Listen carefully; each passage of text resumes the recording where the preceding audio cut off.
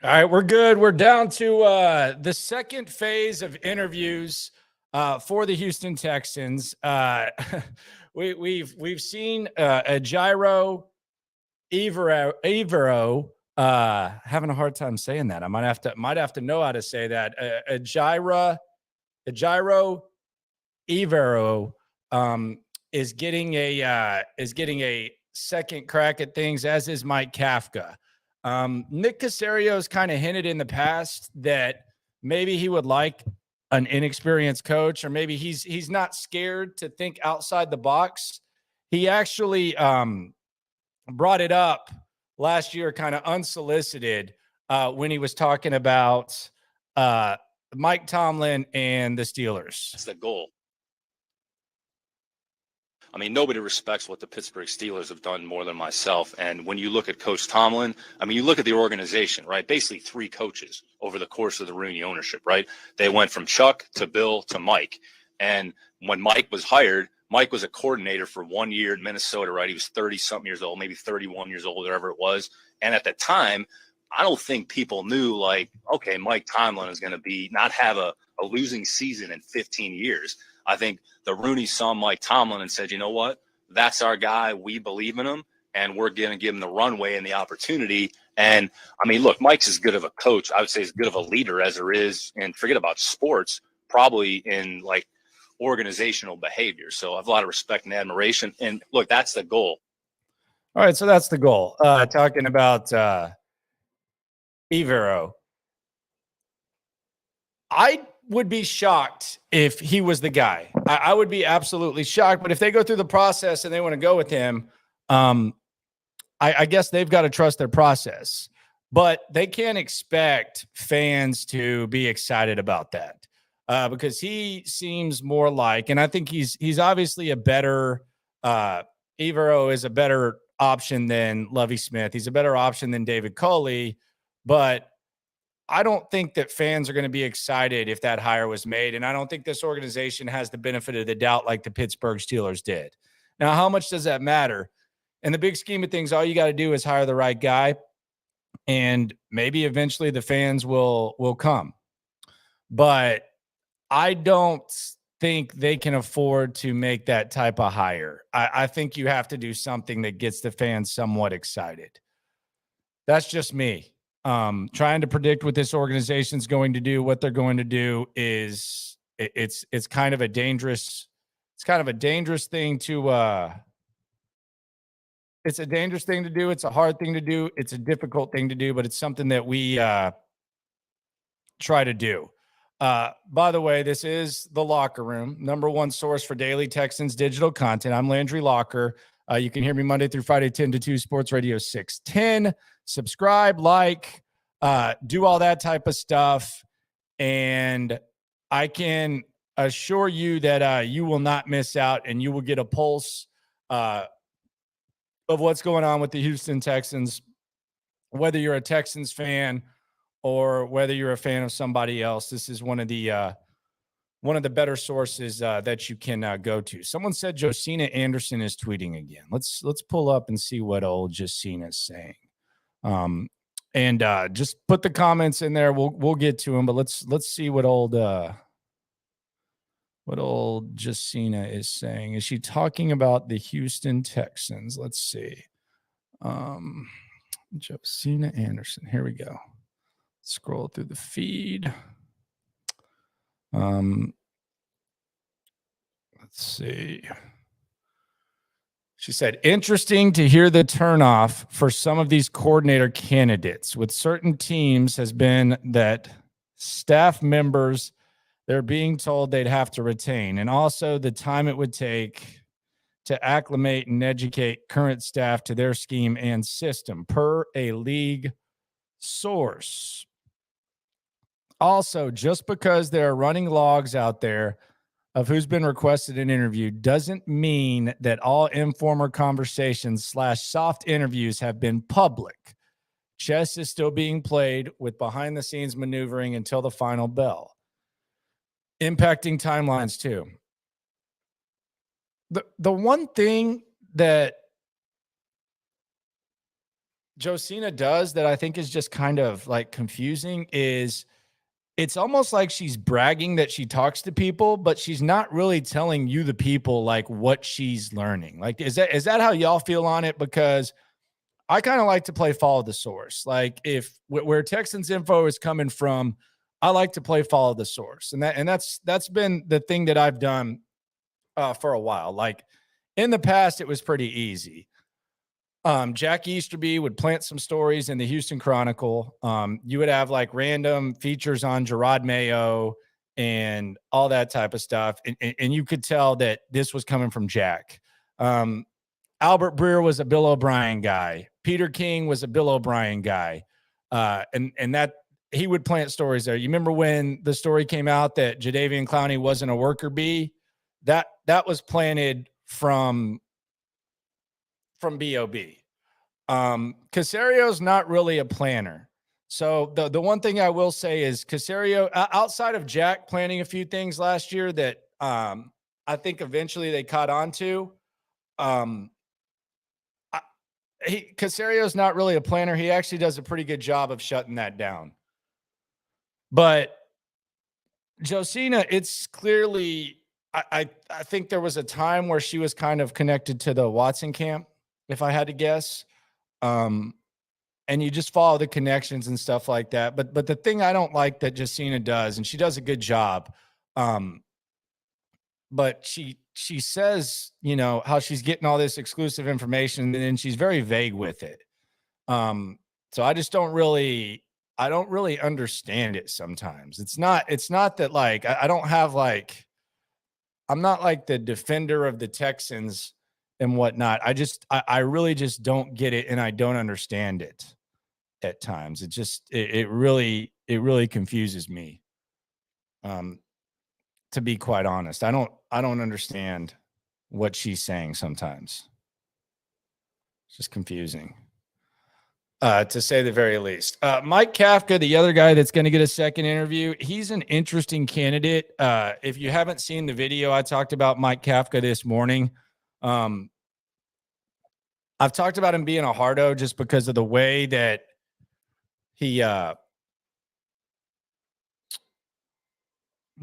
refused to talk about the gig and refused to interview, but he's actually kind of a nerd. Mike Kafka's mom described him as boring, but in a good way. Whatever the heck that means. And he's also a big time card collector. Like a next level sports card collector. So that's kind of like just a little bit about Mike Kafka. We know about the resume, what he did this year with the Giants, the job that he did in Kansas City, working with Patrick Mahomes. It was really coordinator proof. But that's really what we know about Kafka. Ejiro, Eviro. I swear I'll get this down if he gets the gig. Ejiro, Eviro. He's an interesting candidate. I don't know what he's going to end up doing. That's going to be one of the most interesting things. Is I do wonder if there's a little bit of chess being played here, because if Sean Payton goes to Denver, there seems to be belief that he's going to take either Vic Fangio or Mike Zimmer with him. He's familiar with both of those guys. So that would leave Eviro with perhaps somewhere to go. I do wonder if, given the fact that he's kind of a McVay guy along with Kevin O'Connell, I haven't seen if the Vikings have hired their defensive coordinator. They may have already, but I thought maybe that would be a landing spot. But I don't know what's going to happen. Like if the Broncos interview, if they decide that they're going to hire Peyton, or if they're even going to go with Dan Quinn, who seems to be the second one, or either one of those guys going to end up there. I think that's a possibility. Yeah, the Vikings, they haven't quite done it yet, have they? Or I guess they're going to go with Who are they going with? They going with.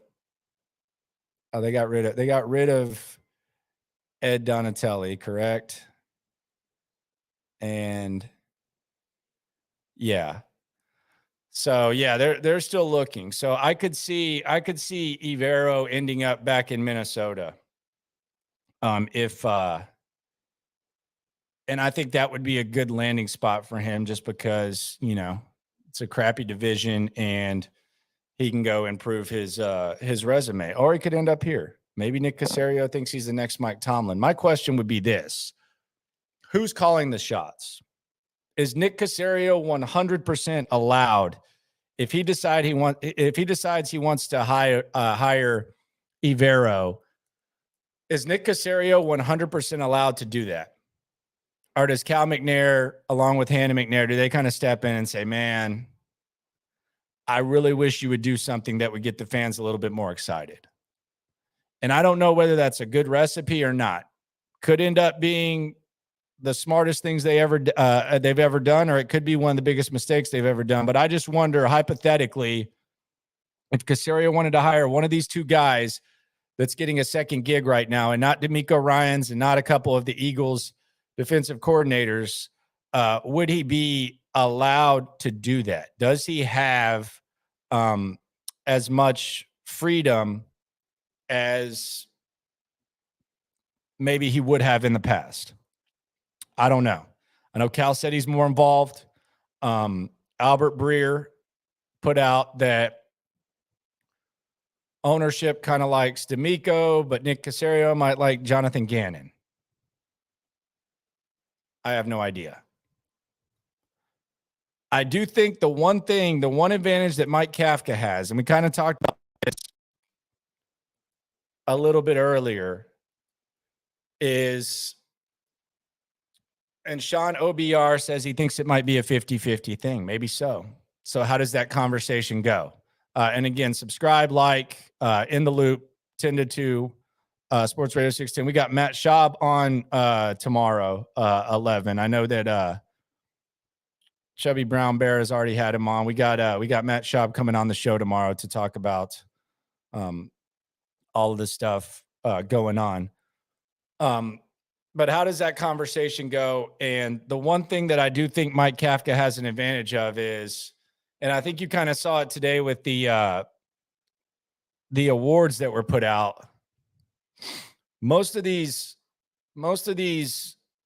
candidates, like the top tier candidates, excluding the two guys that we're talking about right now, they have beast mode talent. The Philadelphia Eagles, I think, have 8 Pro Bowlers and 8 Pro Bowl alternates. And I know you take the Pro Bowl with a grain of salt, but you have to be a pretty good player to make the Pro Bowl, and you have to be a pretty good player just to be an alternate. 16 players they have as Pro Bowlers or Pro Bowl alternates. And that's not even counting Dallas Goedert, who got hurt.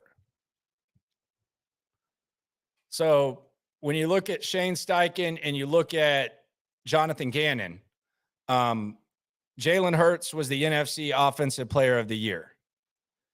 And the team around him is stacked because Howie Roseman's a badass and he did a good job rebuilding the roster. So one can ask, and I think you should ask every question possible when looking at hiring a coach. You could ask, well, is this guy just the beneficiary of good talent? And most coaches are. The better the talent, the better you are. Now, you don't want to be Lovie Smith where you're 100% dependent on talent.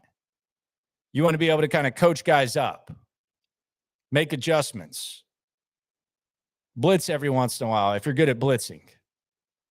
If a guy's good at man coverage, run man coverage. Same thing with the San Francisco 49ers and DeMeco Ryans. They got a lot of good players on there. Defensive Player of the Year in the NFC, Nick Bosa. Nick Bosa was a hell of a player, hell of a prospect before DeMeco became DC. So you can ask, a lot of people have, are they just benefiting from dogs, from good talent? Maybe so, but that doesn't always mean that they're not good coaches too. You can't really ask that about Mike Kafka this year. You saw significant improvement in the Giants offense. Daniel Jones, best he's played. Went from close to last in the league in points scored, second to last. I think they were 0.3 points more than the Jags, to middle of the pack, 16th in the league. Rushing yards went up. Offense became more efficient. So Mike Kafka, he can kind of hang his hat on getting the most of talent. Does it matter? I don't think so. I don't think it takes away from those guys. But that's the one thing Mike Kafka can say. And that's going to be the main topic of conversation. If you're asking me like the main topics of conversation for each of these interviews, for DeMeco and Eviro, it's going to be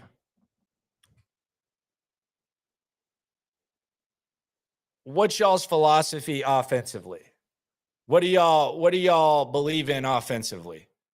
And both of those guys come from that McVay/Shanahan background.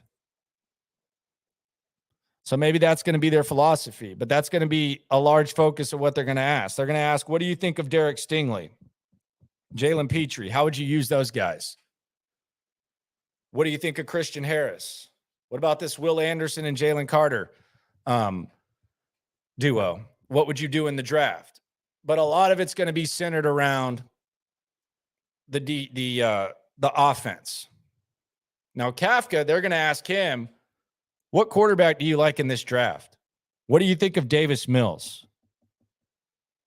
What did you specifically do? What was it that you saw in Daniel Jones that you felt like you needed to work on? What about Saquon Barkley, the way that you used him? How does Dameon Pierce fit into that philosophy? That's going to be the focus. And I saw someone in the chat, they asked, if only one of these could be a home run, which one would you rather it be? Would you rather it be the coach or the quarterback?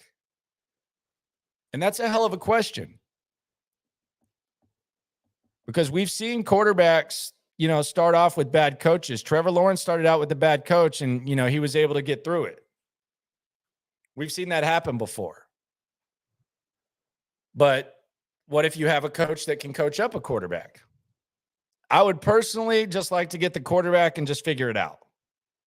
That would be my opinion. I would say I want to hit on the quarterback.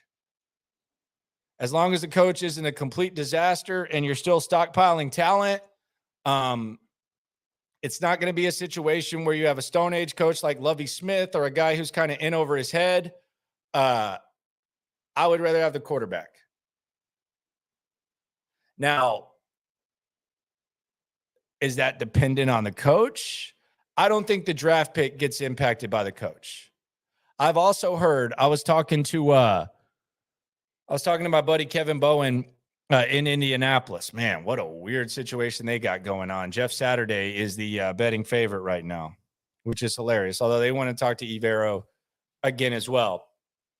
I asked him what quarterback he thinks that Chris Ballard would like. He said Chris Ballard's obsessed with traits, much like Sean Payton was on Fox Sports 1. So he thinks that it could be Stroud and it could be Levis. So that potential trade up, if you're a Bryce Young guy like myself, then that doesn't necessarily negatively impact the Texans. I don't think Chicago is going to try to trade back too much. I know there's talk about, teams trying to move up and get to the top of the draft. And, people are talking about, maybe teams, close to 10. I think Matt Eberflus is going to fall in love with one of these defensive guys, whether it's Anderson or Carter, and he's not going to want to trade back too far.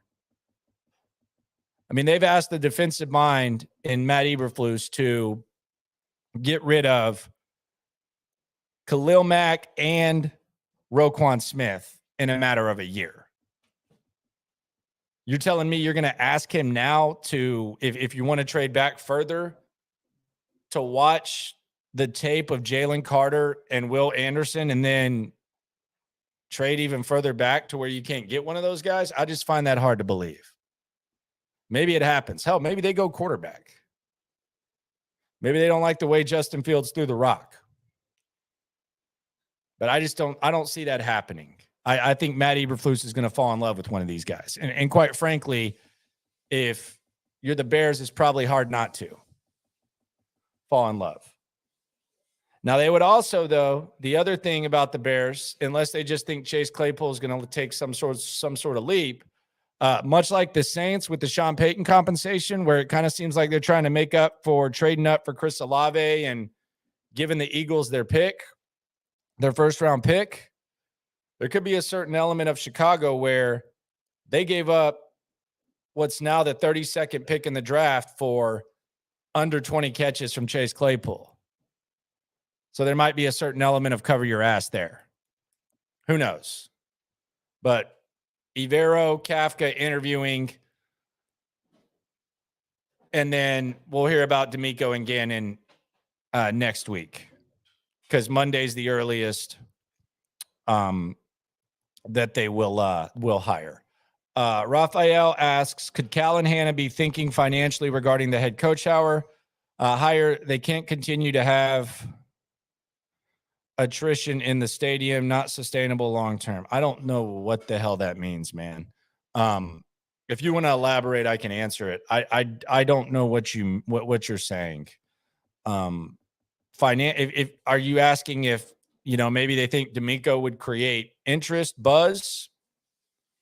Or are you asking if maybe they're going to think and be cheap? They're not going to be cheap, if that's what you're asking. I'm not. So just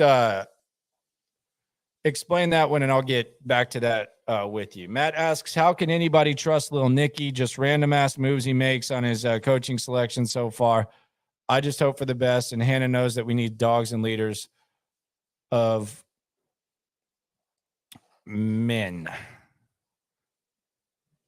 Interesting. Jim asks, do you like Frank Reich for OC if Ryans gets the job? I like Frank Reich, and I would like to have Frank Reich around. My only thing is, I think if you're I want Frank Reich guy, I think it would probably make more sense for him to be on Jonathan Gannon's staff than DeMeco's. I don't even know if they have any connections or any ties or anything like that, but I do know that Jonathan Gannon coached with him in Indianapolis. Gannon also knows Frank Ross, the special teams coordinator. So if you're one of those people who wants like a established head coach who's kind of been around like Frank Reich, I think you would be looking at Jonathan Gannon as more of the likelihood of that. Jay says Trey Lance for a third and late pick and draft Will Anderson. Why do you think Trey Lance can play? I'm not trying to be trite. I'm just asking, like, what have you seen from Trey Lance that leads you to think he can play? Because I didn't see it in the preseason. Was it that one game at North Dakota State, his final year there? I mean, they were talking about Jimmy Garoppolo before Lance even got hurt. So, I mean, I'm not saying that you don't want to kick the tires on Trey Lance, maybe, but the injury that he just had, along with how he looked, the lack of experience, for what? What makes you think he can play? And even if you do kick the tires on him, what makes you think that you would adjust what you're doing at number 2 because of Trey Lance? Like, if you wanted to kick the tires on Trey Lance and bring him in and have him compete with Bryce Young or a quarterback that you like at 2, assuming you like one, then okay. And maybe they don't like a quarterback, so they go defense, but is Trey Lance better than Davis Mills? I'm asking. I mean, I'm serious. I haven't seen anything that makes me think that Trey Lance can play. And San Francisco has the luxury to have one of the best coaches in the game to where they can screw up that pick and still be serviceable.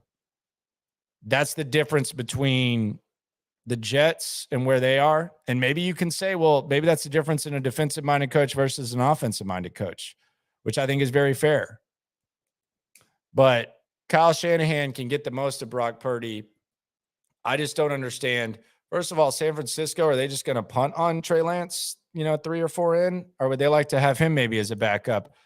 I don't think Trey Lance, even if you kick the tires on him, and I don't know why you would, I don't know why Trey Lance is worth that. Furthermore, if you're talking about San Francisco getting 3rd-round picks, if DeMeco gets hired, they're going to get 2 more thirds themselves. So I just don't really see that. Maybe you do. But yeah. Jose says Eviro could be getting a job here as a DC if Peyton goes to Denver, if Houston gets an offensive-minded coach. Could. He's definitely gonna figure something out. I don't know. DeMeco is the only one who can show these young stars how to be a dog and a true Texan. He's the only one, period. He's got the tape to prove it. Ask JJ and Andre. He's a true leader. Okay. Gotcha. Jeremy says we have no shot at Bryce Young anymore. That ship sailed. I don't know what that's based on. We don't know if the Bears are going to trade. I do hate that there is an if, and it's not 100% whether they want him or not. But I don't know that the ship has sailed on Bryce just yet. Jason says, I want Bryce, but from what has been said about Ballard, there's no way he will give up future assets for a player that doesn't meet his size requirements. Exactly.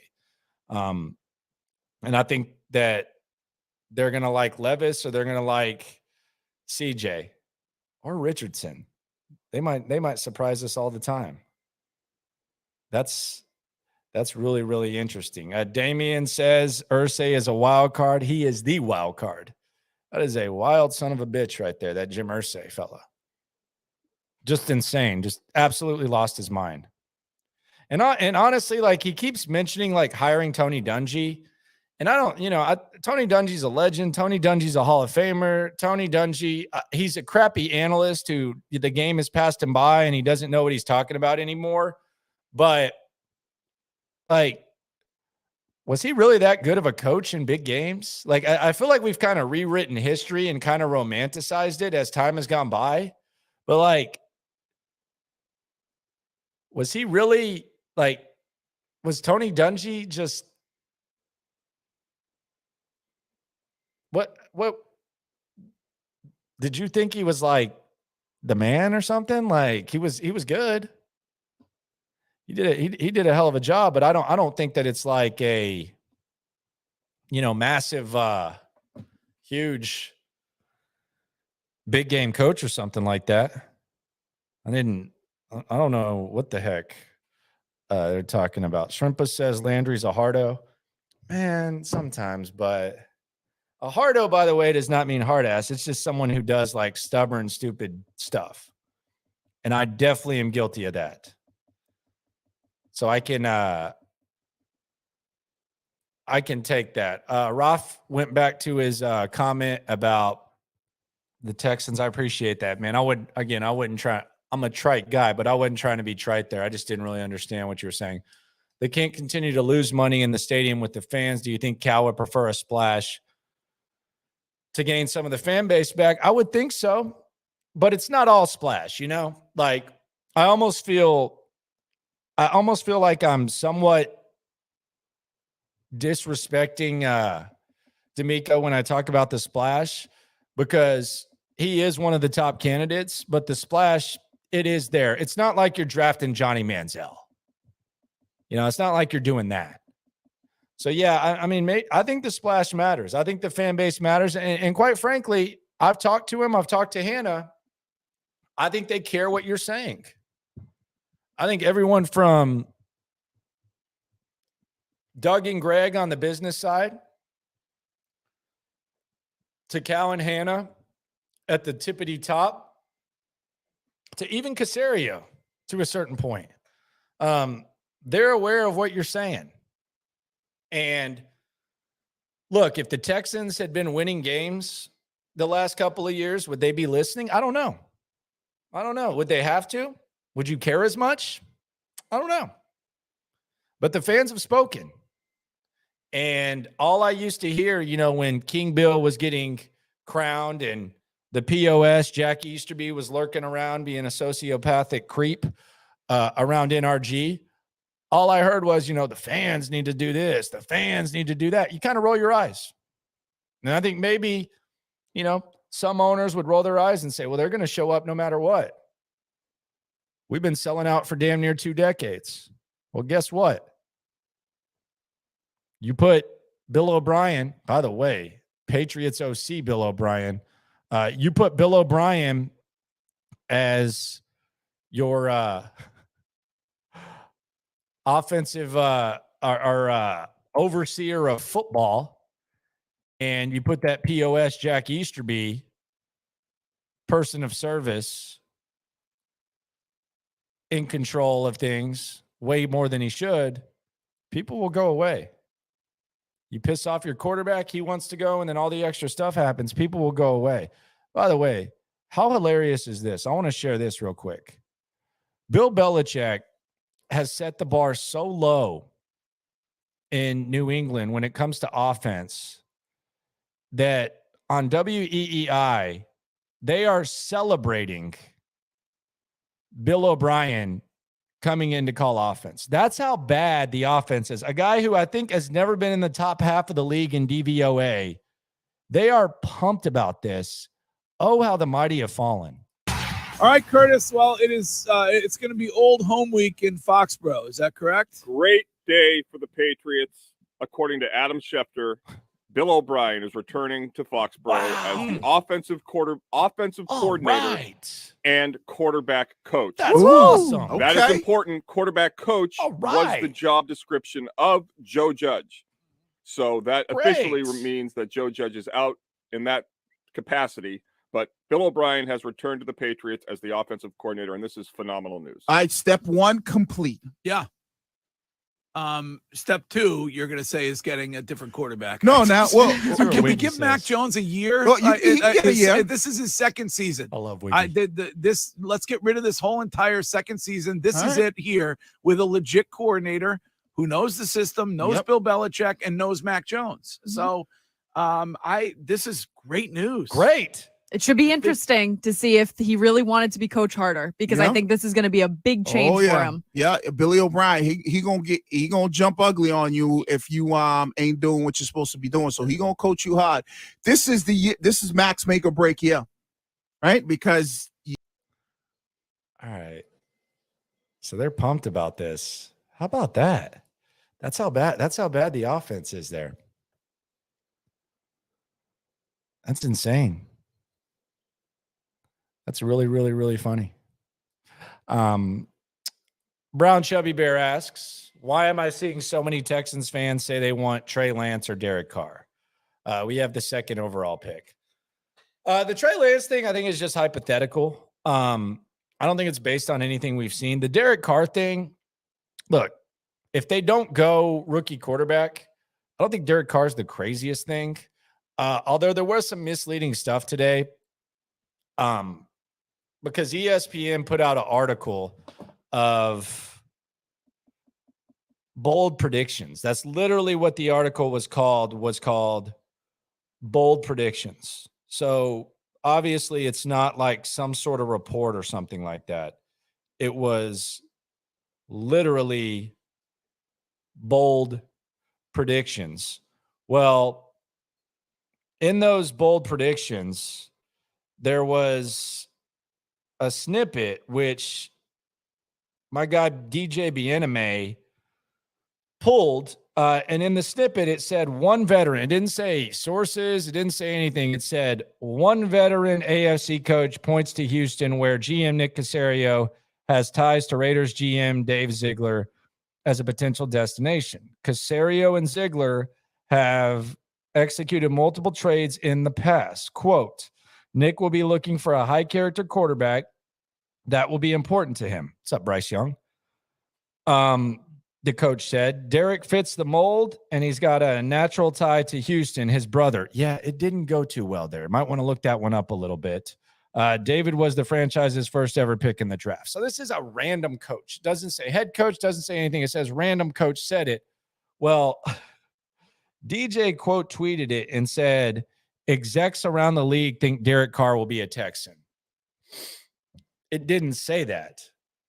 It said an anonymous AFC coach said that, and it was in a bold predictions column. Now, DJ deleted the tweet, so maybe he realized he kind of ran with it, but he put the snippet up and then said that, look, if they don't draft a quarterback, could you do worse than Derek Carr?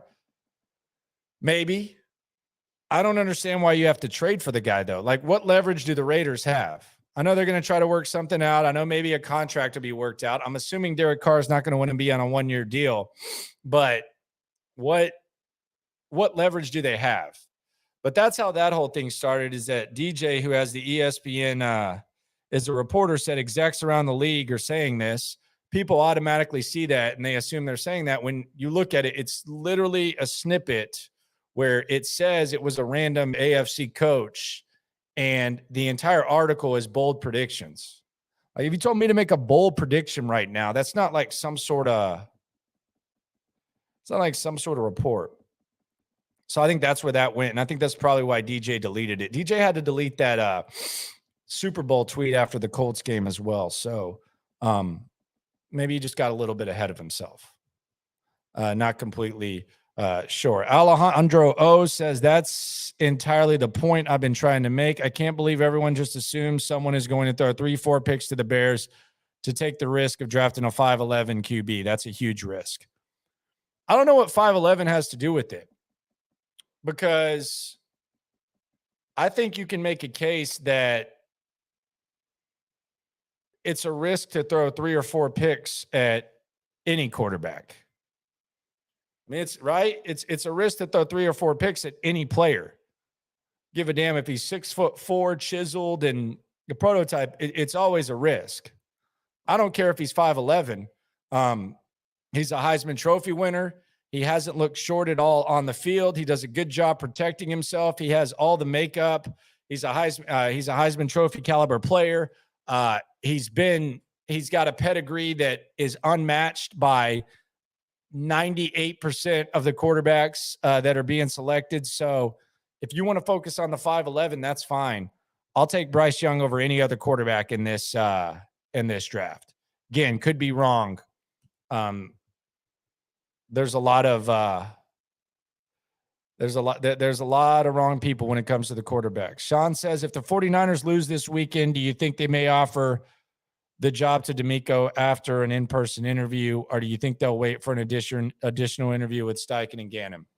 I think they'll let the process play out. I'm assuming, but Steichen and Gannon can still interview as early as Monday, just like DeMeco. It's probably just the reason why DeMeco would have more of a chance is because his schedule would be looser, and not more of a chance, but the only difference would be his schedule would be more loose, but they can still interview those guys leading up to there. So yeah, I wouldn't really freak out on that too much. Roth says, my perfect scenario, DeMeco and Young, but who is the OC to develop Bryce properly? That's the $1 million question. And that's going to be the question that is probably going to be asked the most to DeMeco Ryans. What quarterback do you like? He is an Alabama player, so maybe he has those Alabama ties. Sneakers most wanted, Steichen or Kafka.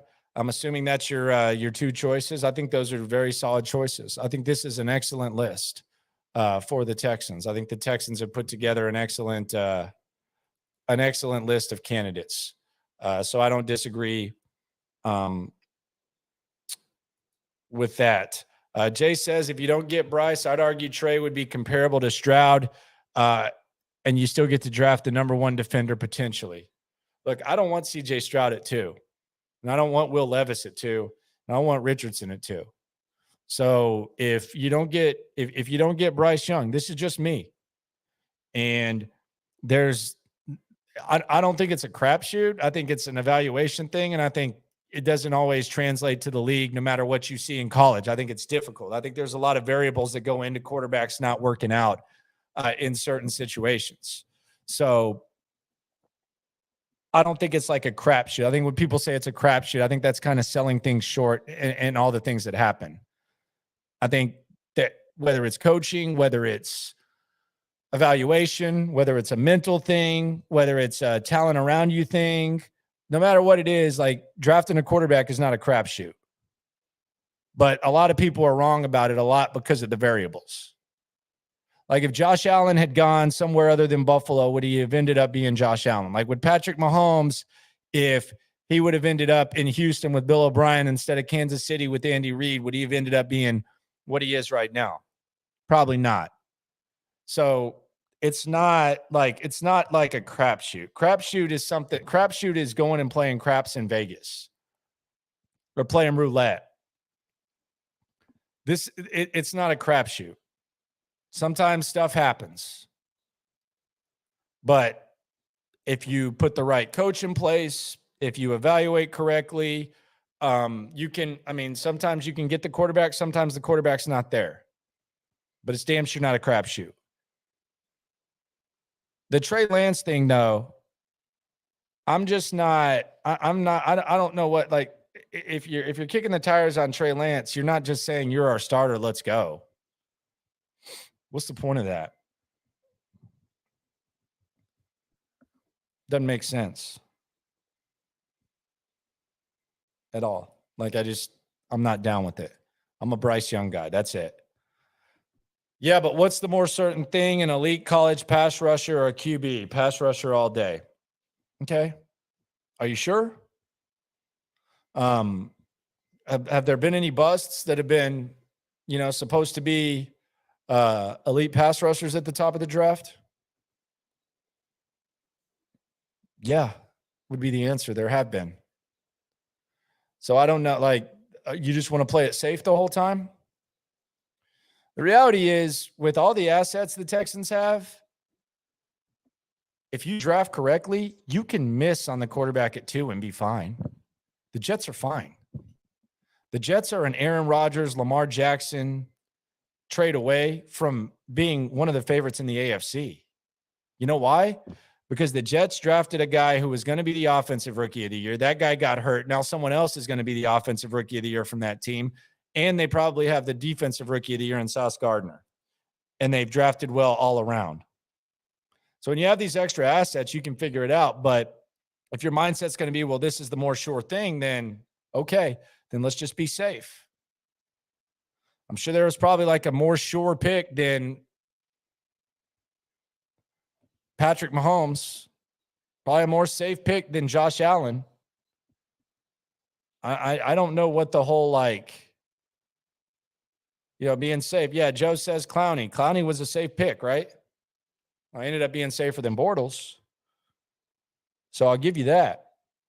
But, there's not, like, I don't want to get in a situation where we're saying, it's the more safe pick. Sometimes it doesn't work out. Like, if it doesn't work out, you just keep going. You just got to do everything else right. So I don't think that should be the mindset. I think you can make a case for Will Anderson. You make a case for Jalen Carter. Make a case for him. But no thanks. As far as just, let's go safe. Will Anderson at 2. If Bryce going to trade back, collect more picks, and Tyree Wilson out of Texas Tech. Tyree Wilson has potential to end up being take this with a grain of salt.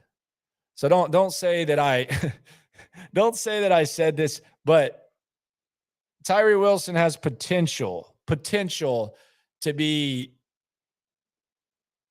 the best defensive player in this draft. Just like when Khalil Mack kind of fell back. Like, he has that type of potential. I'm very intrigued to see what teams are going to think about him. Like I could see a scenario, and you know how wild the draft is. I can't wait for this effing thing, by the way. It's gonna be so fun. And keep growing the channel, keep spreading. By the time the draft's here, we'll be at an all-time high.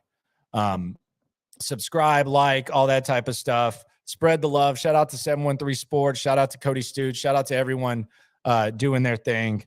But I could see Wilson being that guy where someone takes him at 5 and feels pretty good about it. Dream scenario for me would be the Texans get Bryce Young and then Wilson falls to 12. I don't think it happens. I mean, that would be a dream scenario. Along with Bijan Robinson, there's going to be some good stuff going on. Paul talks about Travon Walker rise during the combine. Very possible. Very, very possible. I could see that happening. Now, I will say I do think the Jags made a mistake not taking Aiden Hutchinson. You imagine if they took Aiden Hutchinson, they probably wouldn't have had to win that game against Tennessee. I think Aiden Hutchinson is going to be a special player for a while. I think I think it's going to be Bosa-like for him. I wouldn't be shocked if Aiden Hutchinson eventually won a Defensive Player of the Year like Bosa did this year. So I think they kind of made a mistake there, but they had a hell of an offseason. So again, they could afford to make that mistake. KI says, breaking news, Landry Locker says Tyree Wilson is better than Jalen Carter or Will Anderson. I hate you. Actually, I love you. Adam says, just get a QB at 2. Texans need a legit QB. Yeah, and he might not be there. He might end up not being the guy, but it's all good. Rex says, Mr. Stoots annoys me, but I love you, Mr. Locker. Stoots is a good dude, man. Stoots got some good takes. I annoy a lot of people too. And it's all good. It's all serious, but it ain't that serious. But I appreciate you for listening. Appreciate you for subscribing. Appreciate you for liking and riding along, hopefully here and on Sports Radio 610 on the Odyssey app. I'm glad we got 2, so I don't have to wait all night to see who we get. Well, you got to wait till 12 too. You telling me that you watch just when they pick and then go to sleep? Boy, that is localized lenses right there. I'm jealous of you, man. I'm going to be staying up all night, draft night. I'm going to be streaming all night that day. So I'll be out there at the Texans draft party, having some fun. Hopefully you can get out there too. It's fun. If you're out of town, if you can go ahead and look up the plane tickets for when the draft is, that first day is fun, man. We did it outside. It was a lot of fun. It was really cool getting to hang out with the people. So if you go out there, let me know. We'll link up, have a brew, whatever. But it's fun. And if you're an out-of-towner, I know we got a lot of out-of-towners, I would strongly recommend it. See, you can tell how excited people are about the draft. Evo, love the whole crew at 610. Keep it up. Love this YouTube series. Appreciate you.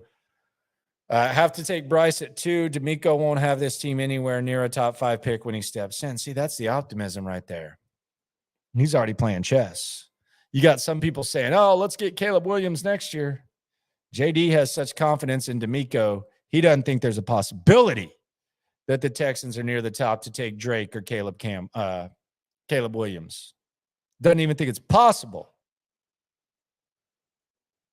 That's what I'm talking about. DRD, when are you going to have free agent talk? As soon as they get the coach, we'll dive deep into free agency as soon as they get the coach. There's a lot of opportunity in free agency. The problem with free agency right now, just if you're looking at it, there's not.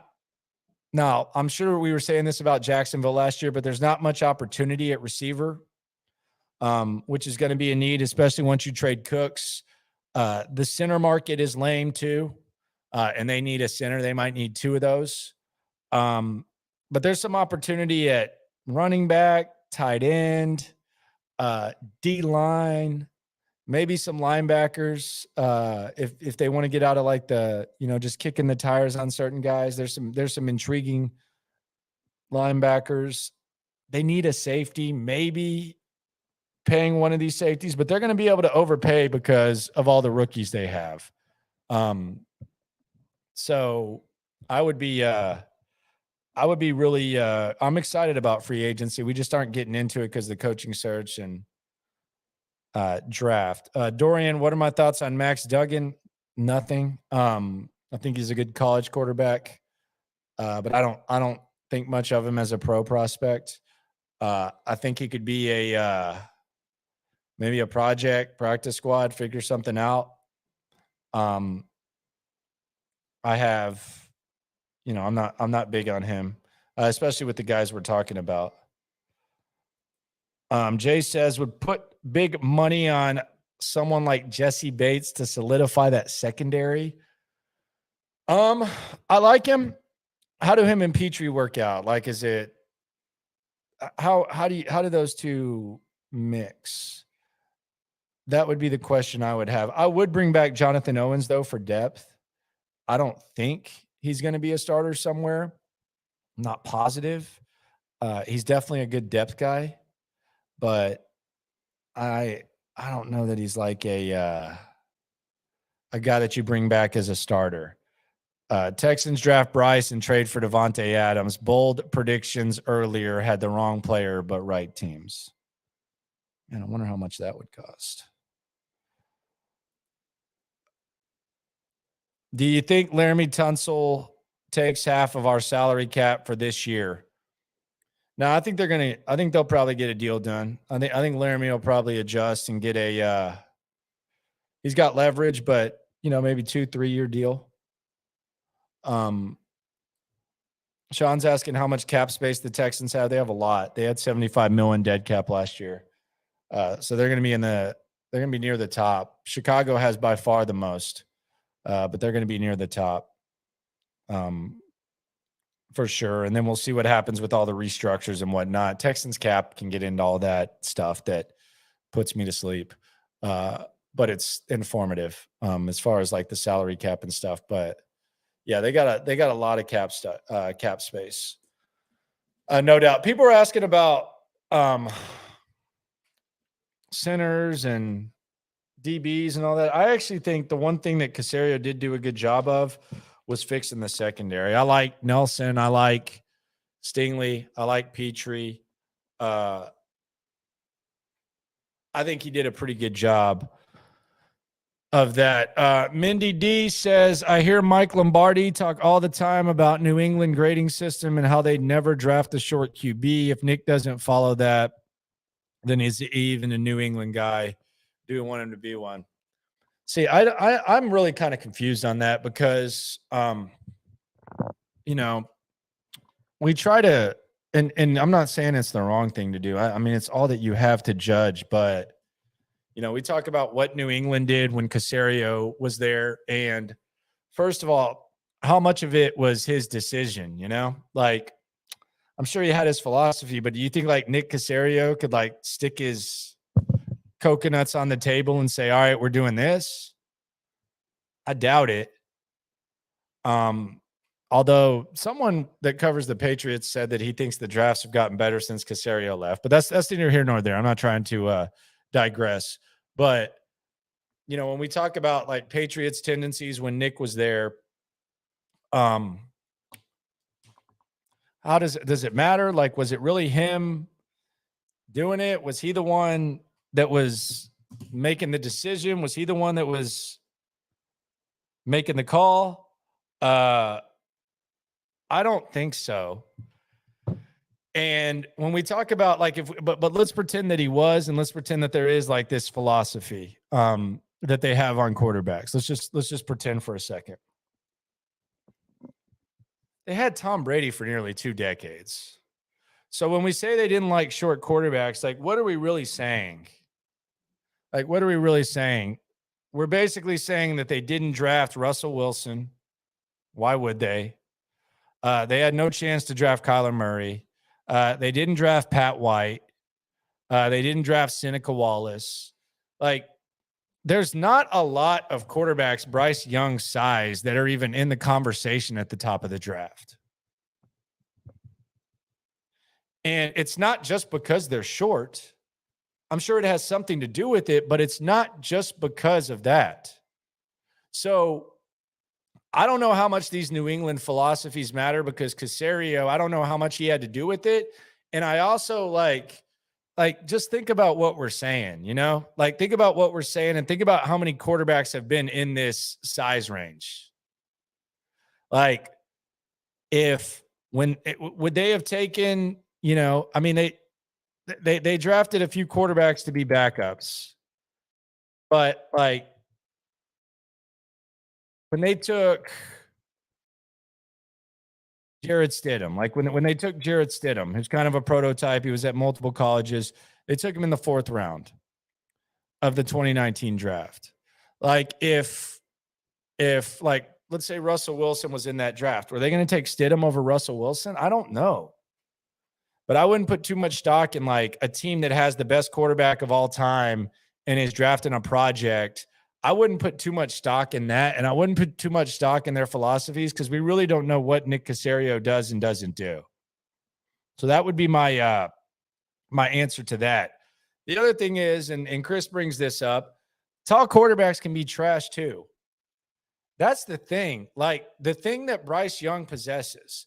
Like, first of all, Bryce Young is not a guy that selects to go off script like a lot of small quarterbacks do. Like you see Kyler, sometimes Kyler will bail on the play when the pocket's clean. Johnny Football would do that. Russell Wilson does that right now. A lot of people actually think that's Russell Wilson's biggest problem is that he's holding on to the ball too long and he's not just getting it to his guys. And that's why he throws the deep ball so well, but he plays bad overall because that's kind of the style that he likes to play. Bryce Young doesn't do that. Bryce Young is a guy who wants to get the ball out quickly. If he needs to extend the play, he's going to extend the play and he's going to look down the field to do it. Those types of skills are skills that any quarterback needs. Like a lot of these, like Will Levis doesn't have that. Will Levis doesn't possess that. Anthony Richardson doesn't possess that. CJ Stroud doesn't really even possess that. So the size, like, yes, it's there, but there's not too many guys that really have what he has, no matter how size. Mindy says the idea is that Nick trained within the system. That system teaches you to never draft a small QB. Football is a big man's game, so he deviates. What philosophy is he standing on? Okay. That system teaches you that when you have Tom Brady, you're not really going to be trying to draft a quarterback. Like, you're going to take projects. And a lot of times projects are like guys who have all the size, but they're unable to put it together. So you're going to take a project. You're going to take a project when you have Tom Brady behind you. You're going to take a Ryan Mallett who doesn't really have it upstairs, and he has all the talent in the world. And you're going to take that project and you're going to fall in love with the intangibles and stuff because you have Tom Brady and you can kind of swing for the fences and go for those traits. You can draft Jarrett Stidham, who's been in a couple of colleges, never really lived up to the hype that you thought he was going to live up to. You can do that because you got Tom Brady behind you, or in front of you, I should say. So I don't necessarily know that that's like some sort of like overriding philosophy. I think that's just, we have Tom Brady and we're gonna swing for the fences and take someone who has a lot of talent. And a lot of times talent is measured as a guy who has all the physical traits but doesn't have it upstairs. That's just how I look at it. They also liked Brian Hoyer. Brian Hoyer's a little bit different of an example. Brian Hoyer was an undrafted guy. But like, I don't think that there's like some sort of trend with the New England Patriots. I can't point to like a tangible example and say they passed on this guy because he was short. That's my point. Maybe it is. Maybe Nick Caserio falls in love with Will Levis and I have to throw up on draft night. Ruin my whole damn day. Maybe so. We're still learning about Nick. So all that, blabbing I just did talking about that, I could be wrong. We really don't know Nick. We're getting to know him a little bit. Dean, are we playing EA Sports now? What about trade our second pick with a couple of first rounds this year and next year and maybe more, then take Anthony Richardson with the 12th pick? I like Richardson. I don't. but a lot of people do. I do wonder where Anthony Richardson goes. I also have trust issues. I'll be honest. I have trust issues. I know mock drafts aren't to be taken too serious, but the way in which these mockers mocked quarterbacks last year and talked about all of the, this guy's going to go here. There's going to be 4 quarterbacks. Oh my God. Can Malik Willis be pick 2? Could he be 3? Oh my God. And then there was 1 and we didn't see another quarterback till day 2, late. I have trust issues. I don't know about the evaluation of these quarterbacks. So I'm 100% just against that. Evo, would you consider bringing back Clowney if your Texans are too much money? Look, I've always been a Clowney truther. I've always been a Clowney protector. I feel like Jadeveon Clowney, the value that he added, protecting the run, playing against the run, was something that people didn't value enough. I feel like instead of trading him, if they would have just let him play on the franchise tag, I think that maybe they wouldn't have been able to beat Kansas City, or they maybe even would have had home field advantage, depending on how you look at it. I've always been pro Clowney. He's kind of exposed himself lately, though, as just kind of a guy who doesn't want to be at camp, and at the end of the season, just kind of openly tapping out on the Browns. I don't think it makes sense right now for Clowney. If you were a player away, like if the Texans were a better squad, maybe so. But nah, I don't think bringing back Clowney in this situation makes sense. That's just not really my take on it. Jace asked, any late round pick you are hoping for us to choose that you like? I'm a running back guy.